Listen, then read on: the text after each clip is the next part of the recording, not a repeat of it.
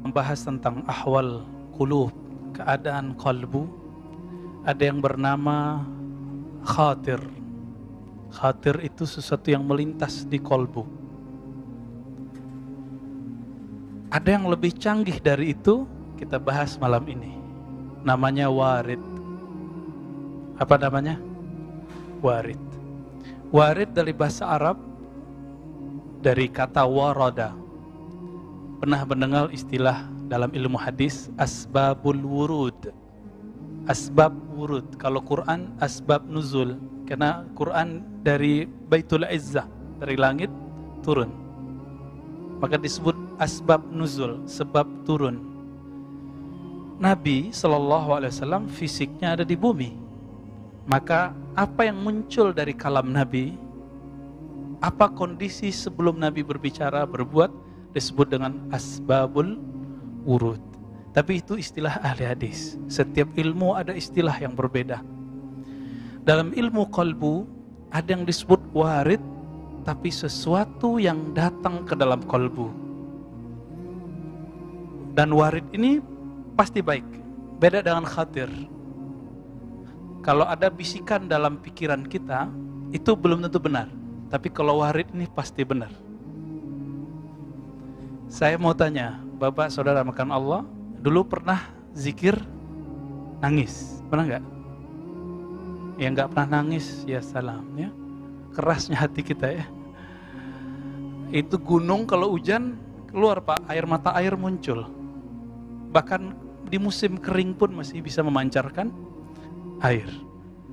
Kita setiap hari ketemu masjid, ketemu pengajian, buka YouTube, ketemu pengajian, tapi kok hati tambah keras? Apa yang masalah di situ? Maka kalau ada bisikan dalam diri, belum tentu benar. Ini rumusnya. Bisa jadi dari syaitan, disebut waswas. Contoh, kita ketemu orang, terus dalam hati, alirannya beda nih, pasti sesat nih. Nah itu waswas itu Pak. Ya. Atau ketemu orang yang agak soleh-soleh dikit, kita bilang wah kayaknya wali ini. Belum tentu juga tuh. Ya, bisa jadi was-was dua-duanya. Ada yang disebut ilham. Ilham ini dari malaikat. Kita kan taunya ilham dari Allah. Enggak, Imam Qushairi, imam ahli hadis dan ahli qalbu di zamannya mengatakan tidak semua ilham itu dari Allah. Tapi kalau orang ahli qalbu menyebut ilham, maknanya dari malaikat. Kalau dari Allah, namanya wahyu. Apalagi istilahnya? Kalau dari Allah bisa juga disebut muhaddas. Muhaddas itu untuk wali, wahyu untuk nabi. Jadi bapak-bapak ini, itu kalau baca kisah Imam Syafi'i, Imam Syafi'i itu dapat muhaddas. Beda dengan muhaddis. Muhaddis itu baca teks, lalu muncul makna dalam pikirannya. Kalau muhaddas, nggak perlu baca teks, muncul makna dalam dirinya. Di dalam Al-Quran disebut ilmu laduni. Nabi mengatakan jika ada di umatku yang begitu, Umarlah salah satu orangnya. Jadi Umar itu berpikir, coba kalau perempuan berjilbab ya, turunlah ayat jilbab. Coba kalau begini, ada 3 ayat turun, karena Umarlah yang bergumam. Jadi apakah duluan ke Umar atau ke Nabi?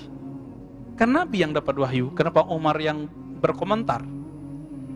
Nah ini yang disebut muhaddas. Apa namanya? Muhaddas itu orang yang diajak berbicara oleh Allah, tapi dia bukan Nabi. Ini hadis sahih Bukhari dan Muslim. Ketika Utsman lagi duduk-duduk di rumahnya, ada tamu. Tamunya habis jalalatan Pak di pasar. Lewat pasar, Suq Madinah. Pasar Madinah. Jelalatan itu mata orang. Sahabat Nabi mata jelalatan, apalagi kita. Ya, ngaku aja Pak, kita jelalatan semua ini, ya. Ini mau sesoleh apa aja muka kita, pasti suka ngelihat yang bening-bening, cantik-cantik. Itu normal. Tapi kita diminta untuk di atas normal. Kalau salah, ngaku salah di hadapan Allah. Gitu. Akhirnya orang itu ditegur oleh Utsman. Aku melihat ada ada kegelapan di matamu, bekas dari mata jelalatan. Sahabatnya protes, mau bela diri dia. Apa kata dia? Wahai Utsman, apakah masih ada wahyu setelah Nabi Muhammad SAW? Apa jawaban Utsman? Tidak. Ini namanya firasat. Jadi firasat, khatir itu satu grup. Karena mereka terlatih kolbunya, bening jiwanya, maka apapun yang muncul ke dalam jiwanya biasanya benar. Jadi para sahabat itu selangkah lagi Nabi, tapi Allah tidak izinkan. Apa kata Allah kepada Nabi? Ya, dalam surah Al-Ahzab, ya, bahwa Nabi Muhammad disebut khatam. Apa arti khatam? Penutup. Maka Nabi mengikrar itu. La nabiyya ba'di. Tidak ada Nabi setelahku. Gitu. Tapi apakah muhaddas masih ada? Ada. Sampai sekarang masih, Pak. Kalau enggak kiamat dunia. Kalau tidak ada mereka, maka Islam ajarannya buntu, jadi kaku. Coba lihat hari ini. Jika Bapak, mohon maaf, Ibu, Saudara, ikhwan fillah, menemukan belajar agama kok kaku, itu kalbunya sepi dari kalam-kalam Allah. Meskipun dia baca teks tertulis. Nabi itu sahlah, disebut dalam hadis Imam Tirmizi, sahlah. Orangnya easy going, longgar. Gak kaku. Dan ini sudah sering kita ulang, dan saya ulang lagi. Seseorang bertanya kepada Al-Bara, wahai Bara, apakah wajah Rasulullah itu kaku seperti pedang, tajam, menyeramkan seperti senjata? Kita ini mohon maaf, perwajahan Islam hari ini apa? Kaku, kejam, menyeramkan. Itu perwajahannya yang dibuat di media. Siapapun tokohnya, sepakat atau tidak sepakat kita dengan aliran tokoh ini, dengan manhaj aliran politiknya, itu urusan kita. Tapi emang semuanya begitu. Apa kata Bara? Ya, wajahnya seperti rembulan. Bulan enak dilihat atau perih dilihat? Enak dilihat. Maka Nabi disebut Al-Badar, ya, sang rembulan purnama. Bahasa makan Allah. Nabi itu ketika menyebutnya, para ulama pewaris para nabi, yang diwariskan bukan baca kitab, karena Nabi tidak bisa baca kitab. Jadi kitab yang saya bawa ini bukan pencirian ulama. Ingat, pencirian ulama yang hakiki, kalbunya bisa koneksi dengan Allah Subhanahu wa ta'ala. Jadi mudah nggak nyebut orang ulama? Enggak.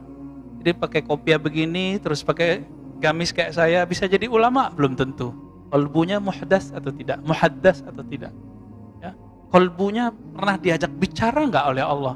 Dan dia merasakan kesadaran itu atau tidak? Para sahabat mereka terlatih, terutama Ashabul Badar, yang 313 orang itu. Makanya Nabi berani bersama mereka melawan kafir Quraisy. Kalau tidak ada bisikan itu, tidak ada power energi di luar batas manusia. Bayangkan Pak, kafir Quraisy tangguh-tangguh, senjatanya cukup melawan 313 orang yang kafir 1000. Ini lagi puasa, tanggal 17 Ramadan harus berhadapan sama orang yang tidak puasa. Logika bodoh kita mengatakan gak mungkin menang. Tapi logika muhaddatsun, logika orang-orang yang kolbunya bisa koneksi dengan Allah, tidak, beda. Ya. Ini yang disebut matematika Allah, ya, al-hisab al-ilahi. Jadi penghitungan Allah itu beda, bukan hitung orang. Gitu. Maka ini kabar baik plus kabar buruk. Kenapa kita sebut kabar baik?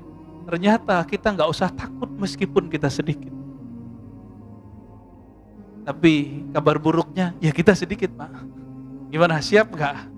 Yang muda-muda nih ya, kalau umurnya panjang ntar nih. Siap nggak? Antum sedikit berhadapan dengan yang banyak. Sama-sama pakaian Islam. Sama-sama berserban nanti itu. Satu mengkafirkan, satu enggak. Nah, antum tahu siapa yang saya sebut? Maka siapa nanti yang akan menjadi Ashabul Badar, yang hatinya penuh dengan rahmat Allah? Siapa nanti yang disebut musuhnya Islam tapi dari dalam, yang di dalam kalbunya ada kebencian bahkan kepada orang yang membaca la ilaha Allah. Hati-hati, ini saya udah kabarin begini udah lama. Dan ini akan muncul, Pak. Cuma karena perbedaan politik orang nanti bisa bersimbah darah. Sekarang baru pakai mulut, verbal dan tulisan. Tinggal lihat saja nanti. Kita nggak mau mendahului takdir. Kita tunggu saja takdirnya. Dan ini sudah digariskan oleh Allah Subhanahu wa taala. Dulu sahabat Nabi dibunuh oleh Khawarij. Khawarij ini berserban, Pak. Khawarij itu baca Quran, baca sunnah, tapi dia mengkafirkan sesaudara muslim. Hati-hati. Siapapun yang mengkafirkan sesama muslim, maka dia musuh kita. Dia musuh kita. Apa kata Nabi? Fa'idha laqitumuhum faqtuluhum. Kalau ketemu mereka, faqtuluhum. Faqtuluhum, saya bingung menerjemahkannya. Yang pintar bahasa Arab, coba terjemahkan itu. Faqtul, apa dia? Uqtulu. Bunuh mereka. Kok lebih sadis? Kenapa? Karena mereka jika dibiarkan lebih sadis membunuh kita. Maka bunuh di situ, ini disebut hadisul qadha. Hadis mahkamah pengadilan. Yang boleh memutuskan bunuh cuma orang-orang yang punya kekuasaan. Jadi kita nggak boleh main bunuh-bunuh, Pak. Ya, baik. Kita masuk ke Al-Warid. Kita tinggalkan hiruk-pikuk di luar. Mungkin Bapak ini sama yang di sampingnya beda aliran politik. Nah, lupakan dulu itu, ya. Lupa cara sholatnya satu kunut gak kunut, udah lupain dulu, ya. Sekarang kita lihat Al-Warid. Apa yang disebut warid? Warid ini berarti ma yaridu alal qulub minal khawatir al-mahmudah. Jika ada yang terbersit dalam pikiran, masuk. Lalu ada yang positif di dalamnya. Inilah yang disebut dengan warid. Tetapi warid ini lebih umum. Kadang-kadang tidak ada kalam di situ. Kita baca istighfar, tiba-tiba air mata meleleh. Bapak ibu ini pengen sholat khusyuk, bertahun-tahun cari sholat khusyuk. Di saat lupa pengen sholat khusyuk, tiba-tiba tersentuh oleh takbirnya imam atau takbirnya seseorang. Atau tersentuh dengan kalimat yang dia baca sendiri. Tadinya lupa, pengen sholat khusyuk. Setelah mencari, datanglah warid itu tanpa dikehendaki. Suatu kali ada seorang yang rindu kepada Rasulullah. Ya, orangnya masih hidup. Rindu Rasulullah dan dia dapat hadis. Siapa yang mengucapkan salam kepadaku, Allah kembalikan ruhku, aku menjawab salamnya. Ini yang disebut al-hayatu ba'dal maut. Nabi hidup setelah mati. Percaya, Pak? Yang ngomong Nabi. Ya? Yang ngomong Nabi, percaya?